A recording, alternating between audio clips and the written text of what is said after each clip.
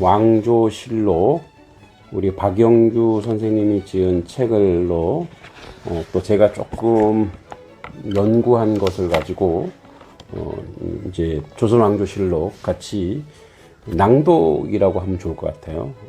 오늘 첫 번째 시간 가져보도록 하겠습니다. 먼저 이제 조선왕조의 가장 이제 왕조가 시작되는 이제 그 시발점이 되는 이성계 태조실록부터 좀 보도록 하면, 이성계의 집안은 고조부 이안사란 분은 원래 이제 여진의 남경, 당시 그 원의 지배를 받고 있었던 그 간도 지역이죠. 저 북쪽이 이제 간도 지역인데, 원의 지방관이 됨부터 차차 그 지역에서 기반을 닦기 시작하죠. 이안사의 아들 행리, 또 손자 춘, 이 대대로 원나라 관리로 지내고, 춘의 아들 자춘도 원의 총관부가 있던 그 쌍성의 천호로 있었습니다. 그래서 이제 그 이자춘이, 그 이성계 아버지 이자춘이 원이 고려 출신의 이주민들에 대해 차별 정책을 실시하자 점차 원에 대해 회의를 품기 시작하고, 당시 원나라 원주민과 이주민 대우를 달리 하기 위해서 차별 호적을 만들어 놓고 있었습니다. 원이 이와 같은 이주민 차별 정책은 이주민을 그 기반으로 하고 있던 이자춘 등 고려 관리들에게는 치명적 타격이 될 수밖에 없었죠. 그 때문에 이자춘은 원의 등을 돌려 고려를 돕기로 결심하게 됩니다. 근데 이제 우리가 조금 알아야 될 것은 이 동북 지방에 살았던 이 사람들을 왜 전주이시라고 하는가? 이제 이안사, 이행리, 그다음에 이춘, 이자춘, 이성계 이렇게 되어 있는데, 우리가 용비어천가에 보면 왜 목익도한 태태, 목조, 익조, 도조, 한조, 태조, 태종이잖아요. 그 목조가 이제 이안사입니다. 그러니까 이안사가 원래 전주 사람이에요, 전주. 그러니까 전주에 살다가 전주의 간기랑 뭐 속된 말로 눈이 맞아서 이게 정사는 아닙니다. 뭐 야사 정도 되는데, 이제 눈이 맞아 이제 그러니까 관기를 건드린 거는, 관기가 있는 것은 국가의 이제 기속물인데, 관기를 취했다라고 하는 것은 반역이죠. 그래서 그 관가에 이제 전주의 그 관가의 이제 사또에게 걸리죠. 그래서 도망을 갑니다. 도망을 간 곳이 삼척인가 그렇습니다. 그러니까 삼척에서 잘 살고 있는데, 그 삼척에 그 전주에 있던 사또가 또 글로 오게 된 거예요. 그래서 아예 국경을 넘어 도망간 곳이 이제 우리가 이게 지금 그 원나라 지역, 이제 동북면으로 도망을 가게 되죠. 근데 그때 도망갔을 때 도망갈 때 따라온 가족, 따라온 호수가 170여 호가 된다고 해요. 그러니까 그 정도로 이안사라고 하는 사람이 리더십과 또 덕망과 또 이런 게 있었겠죠. 그러니까 따라왔겠죠. 그래서 전주 이씨라고 하는 그런 배경이 있습니다. 제가 이제 글을 이렇게 프로 작가는 아니지만 글을 좀 쓰고 있는데 좋은 소설거리가 됩니다. 그래서 사실 준비하고 있는 부분 중에 하나입니다. 이제 이안사의 삶을 좀 연구는 하고 있습니다. 자, 그리고 이제 이자춘이 원의 등을 동인 고려를 돕기로 결심하죠. 그러니까 자신의 할아버지죠. 할아버지가 도망온 그 조선에서 조선이 아니죠. 그 고려에 다시 이제 고려로 복귀하게 되는 거죠. 어떻게 보면은 전주 이씨 이성계의 그 가문, 이성계의 그 가족의 이제 다시 출애굽, 모세가 출애굽했다면 다시 리턴하는 거죠. 다시.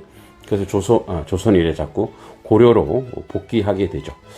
근데 당시 중국 대륙에는 한족이 주 원장을 중심으로 세력을 일으켜 명나라를 세우고 원은 명에 의해 중원에서 밀려나고 있는 상황이었습니다. 예, 우리 교육관에 이 사무실에 강아지가 한 마리 있습니다. 예, 우리 이름이 우리인데 이름이 우리예요. 예, 자기한테 관심을 안 지어주면 이렇게 짓고 있습니다. 네, 이해해 주시고요. 그래서 이제 원의 힘이 약화되자 공민왕은 반원 정책을 실시해서 동북면에 쌍성 총관부와 긴밀한 관계에 있던 기씨 세력을 제거합니다. 예, 우리 기황후 있죠. 그 기황후. 이를 위해서 동북면 유민들의 힘이 필요하다고 판단하고 있었고, 이자초는 공민왕의 이런 의도를 간파하고 1355년 공민왕을 만나 고려가 쌍성 총관부를 치면서 자신이 돕겠다고 약속합니다. 그 이듬해 이자초는 이성계와 함께 고려가 실로 99년 만에 옛 땅을 회복하는데 일익을 담당하게 됩니다. 이자초는 이때 공적으로 대중대부 사복경에 임명이 되어서 개경으로 오게 됩니다. 하지만 1년 뒤 1356년에 삭방도만호 겸 병마사로 임명돼 동북면으로 되돌아갑니다.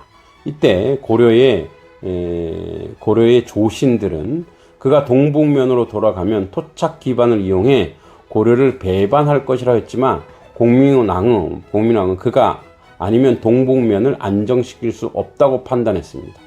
공민왕의 판단대로 이자초는 동북면에서 안정을 위해 최선을 다하다가 4년 후 1360년 병으로 죽고 그의 차남 이성계가 아버지 자리를 이어받게 됩니다. 이성계의 형은 사냥 갔다가 호랑이에게 물려 죽고 없었습니다. 이성계가 조선을 세운 뒤 태조 4년에 이 안사는 모광에, 행리는 이광에, 추는 도왕에 추존되고 이 자추는 한왕에 추존됩니다. 그래서 이제 우리가 잘 알지 목익도환이죠. 예.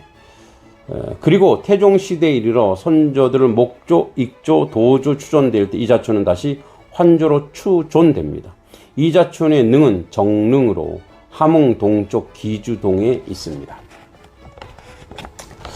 그래서 용비어창가를 보면 이제 목익도환 태태, 목조, 익조, 도조, 한조, 태종 하면서 이제 중국의 그 왕들과 이성계가 왕이 될 수밖에 없었는 그거를 갖다가 이제 대응해서 하죠. 예. 여전히 중국을 사대하고 있는 그런 모습이 보입니다. 이자춘의 아들 이성계는 1355년 두만강변 화령부 영흥리에서 태어납니다. 이자춘과 최한기의 딸 최씨 사이에 차남으로 태어난 그는 어릴 때부터 총명하고 담대했고 특히 궁술에 뛰어났습니다. 그게 이제 전기의 특징이 이렇죠. 그냥 강아지가 그랬던 무조건 좋은 거, 예, 아주 잘하는 거. 물론 뛰어났죠. 뛰어났기 때문에 왕권도 강화되었고 뛰어났기 때문에 그가 뭐랄까요? 나름대로 이렇게 뭐죠? 그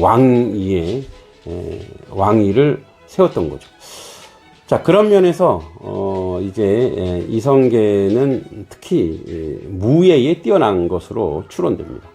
이성계가 성년이 될 무렵 14세기 중반에는 이제 중원의 명이 일어납니다. 명이 일어나서 이제 원나라를 위협하죠. 그리고 만주 지역의 여진족이 원의 세력이 약해지는 틈을 타 새로운 세력을 형성하고 뿐만 아니라 남쪽에서는 왜구들이 노략질이 끊이지 않았죠. 때문에 당시 한반도와 중국 양민들의 전쟁의 불안과 공포에 시달려야 했고 따라서 이 당시에 문인보다는 그래도 무인이 대접받던 시기입니다. 워낙 그 위협이 많으니까요. 이성계는 그러한 시기에 아주 걸맞는 인물이었죠. 그는 20살이 되기도 전에 이미 동분명 지역에 뛰어난 궁수로 이름을 날렸고, 그러니까 우리나라는 참 활을 잘 쏘나 봐요. 그러니까 우리가 잘 알듯이 주몽도 활을 잘 쏜다라는 의미에서 주몽이잖아요. 그러니까 주몽, 그리고 이성계, 뭐 활을 굉장히 잘 쏘았던 것 같아요. 그래서 양궁에서 타의 추종을 불허하고, 그죠? 금메달 따는 것 같아요. 그래서 아버지 이자춘과 함께 고려의 옛 땅이자 원의 점령지 쌍성 지역에 세력을 구축해 하고 있었죠. 고려가 이자춘의 도움으로 쌍성했던 원의 총간부를 함락시킨 후 고려 변방을 지키는 주역으로 성장하게 됩니다. 우리로 치면 이제 휴전선 일대를 다 장악하고 있는 거예요. 그래서 넘어오는 속속들이 다 이겨버리는 거죠. 그리고 이제 휴전선 너머의 땅도 막 차지하는 거죠. 그러니까 땅을 더 넓혀가고 있는 거예요. 그러니까 공민왕 입장에서는 천군만마죠, 사실은. 공민왕이 일찍 죽지 않았더라면 조선이란 나라가 사실은 세워질 수 있었을까라는, 역사는 만약이 없지만 그런 만약도 생각해 보게 되죠. 자, 1360년 고려에 관리가 된 지 4년 만에 이자춘은 병으로 죽고 이성계가 사병을 육성합니다. 그래서 자기 병사 육성해서 동분면 지역에 자신의 세력을 키워 이듬해 10월에 동로강 만호인 박의가 반란을 일으키자 이를 진압하면서 공민왕의 신임을 얻게 되었습니다. 또한 같은 해 홍건적이 고려를 침입하여 개경을 함락할 지경에 이르자 사병 2,000명을 거느리고 수도를 탈환 직전에 참가해 가장 먼저 입성해 성과를 올리죠. 이 당시에 난리가 났죠. 홍건적이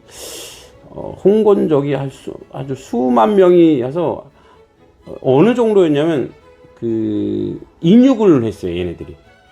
그러니까 이거 참 말하기도 좀 그런데, 하여튼 뭐 임산부를 비롯해서 어마어마하게 죽였죠. 그거를 해결한 것이 바로 동기가 된 것이 바로 이성계죠. 이성계 이때 이름이 확 올라갑니다. 1362년에 원의 나추가 수만 군사를 이끌어 흥원 지방에 쳐들어오자 고려는 비로소 그래서 이제 고려 박의가 이제 반란을 일으켰다고 얘기했죠. 그래서 공민왕의 신임을 얻게 되었고, 같은 해 홍건적이 고려를 침입해서 개경이 함락될 지경에 이르자 사병 2,000명을 거느리고 완전히 수도를 탈환해서 가장 먼저 입성했죠. 자, 1362년 원의 나추가 수만 군사를 거느리고 홍원 지방으로 쳐들어오자 고려는 비로소 이성계를 동북면 병마사, 그러니까 동분명 지역의 대통령이죠. 예. 그 벼슬을 제수해서 나추 부대를 이제 응전해서 27세 나이에 문무를 겸비한 고려에 주목받는 관리로서 역사 전면에 본격적으로 등장하게 됩니다. 자, 오늘은 이렇게 이성계의 등장, 그리고 그의 조상들에 대해서 잠깐 살펴봤습니다. 다음 시간에 이제 본격적으로 이성계의 활약상을 함께 또 고민해 보도록 하겠습니다. 여기까지 하겠습니다. 고맙습니다.